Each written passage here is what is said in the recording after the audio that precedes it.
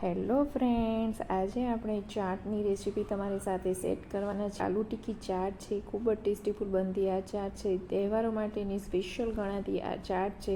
તહેવારોમાં ચાટ ના બનાવીએ તો આપણો તહેવાર અધૂરો જ ગણાય એવું લાગવા માંડે છે, માટે ચાટ એકવાર જરૂરથી બનાવશું। તેના માટે આપણે ચાટનો એક મસાલો રેડી કરીશું। તે માટે આપણે 2 ચમચી જેટલું જીરું અને 3 સૂકા લાલ મરચાંને આ રીતે 2 મિનિટ સુધી શેકી અને ઠંડા કરવાના છે। ત્યારબાદ હવે આપણે તેને મિક્સર જારમાં ગ્રાઇન્ડ કરી દઈશું અને ફાઇન પાવડર જ આપણે બનાવવાનો છે। થોડો દરદરો રાખવાનો છે, જેથી ખૂબ જ ટેસ્ટીફુલ ચાટ બને અને ખાવાની ખૂબ મજા પડી જાય। અને આ તમે મસાલો આપણે 1 મહિના સુધી સ્ટોર પણ કરી શકો છો અને કાચની બોટલમાં રાખવાનું, અને કોઈ પણ ચાટમાં તમે એડ કરશો તો ખૂબ જ ટેસ્ટીફુલ ચાટ બને છે। હવે આપણે 3-4 નંગ બટાકા લઈશું, તેને સારી રીતે બાફી અને મેશ કરવાના છે। તેમાં 1 ચમચી જેટલો ચાટનો મસાલો જે આગળ બનાવ્યો હતો તે એડ કરવાનો છે। સૂકી કોથમીરના પત્તા એડ કરવાના છે। 3-4 નંગ લીલા મરચાં તમે જે પ્રમાણે તીખું ખાતા હોય તે રીતે એડ કરજો। અને કોટિંગ માટે આપણે 1 ચમચી જેટલું બેસન એડ કર્યું છે। તમે કોર્નફ્લોર પણ લઈ શકો છો। તેને સારી રીતે આ રીતે મિક્સ કરવાનું છે।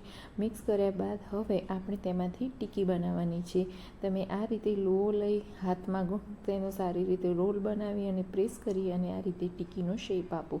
તેને હવે આપણે તવીમાં શેકવાનું છે, માટે આપણે 1 મોટી ચમચી જેટલું ઓઇલ લઈશું, તેમાં ટિક્કીને ફ્રાય કરવાની છે।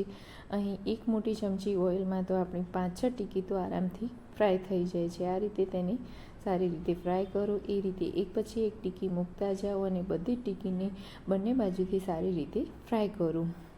આ 7થી 8 મિનિટમાં આપણી બધી જ ટિક્કી મીડિયમ ફ્લેમે સારી રીતે શેકાવા દેવાની છે, જેથી અંદર સુધી આપણી ટિક્કી ક્રિસ્પી તૈયાર થઈ જાય।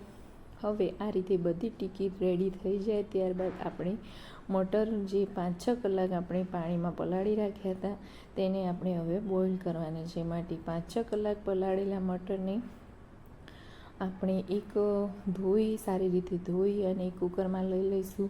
1 નંગ બટાકું લઈશું, 1 નંગ ડુંગળી એડ કરી તેમાં પાણી એડ કરીશું, સ્વાદ અનુસાર મીઠું એડ કરી અને 5-6 સીટી વિસલ વગાડવાની છે, જેથી આપણા મટર સરસ એવા ચડી જાય।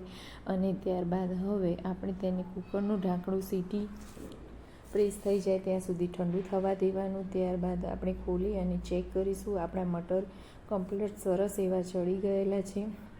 હવે તેનો આપણે રગડો રેડી કરવાનો છે। તે માટે આપણે એક પેન લઈશું, તેમાં 1 ચમચી જેટલું ઓઇલ એડ કરીશું, તેમાં જીરું એડ કરવાનું છે, આદુ લસણ મરચાંની પેસ્ટ એડ કરવાની છે, અને જે આપણે આગળ ચાટનો મસાલો બનાવ્યો હતો તે એડ કરીશું, જેથી આપણો રગડો ખૂબ જ ટેસ્ટીફુલ બને અને સરસ એવો તેનો ટેસ્ટ આવે। તેમાં લાલ મરચું એડ કરીશું, હળદર એડ કરવાની છે, ત્યારબાદ જે રગડો આપણે બાફ્યા હતા મટર એ એડ કરવાના છે, અને તેને વધારે પડતા મેશ નહીં કરી આપણે ચમચાની મદદથી થોડા મટર જ આપણે મેશ કરવાના છે, અને તેને 6-7 મિનિટ સુધી સરસ એવું ઉકળવા દેવાનું છે, જેથી સરસ એકરસ થઈ જાય અને બટાકા પણ પાણીમાં સરસ એવા પાણી પી જાય અને મિક્સ રગડો થઈ જાય। અને ઉપરથી લાસ્ટમાં હવે આપણે કોથમીર એડ કરવાની છે। ત્યારબાદ હવે આપણે પ્લેટનું સર્વિંગ કરવાનું છે। તમે એકવાર આ રીતે ચાટ બનાવજો, ખૂબ જ ટેસ્ટીફુલ ચાટ બની હતી। ગમે તો લાઇક, શેર એન્ડ સબસ્ક્રાઈબ કરજો। ચેનલ પર જો નવા હોય તો બેલ આઇકન દબાવજો, જેથી આવનારા તમામ વિડીયો તમારા સુધી તરત જ પહોંચી જાય, અને આ રીતે મારા વિડીયોની લાઇક, શેર એન્ડ સબસ્ક્રાઈબ કરતા રહો।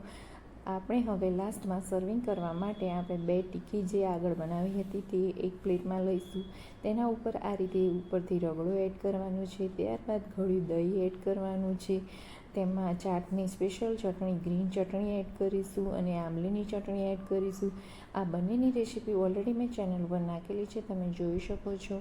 હવે તેમાં આપણે ઝીણી સુધારેલી ડુંગળી એડ કરીશું, ચાટનો સ્પેશિયલ મસાલો એડ કરવાનો છે, અને આપણે સેવ એડ કરવાની છે, અને લાસ્ટમાં કોથમીર એડ કરવાની છે। ખૂબ જ ચટપટી ટેસ્ટી ચાટ આપણી રેડી થઈ ગઈ છે। જોતાં જ મોઢામાં પાણી આવી જાય તેવી ચાટ બની છે। એકવાર જરૂરથી બનાવજો। Thank you so much my family. મિલતે નેક્સ્ટ वीडियो।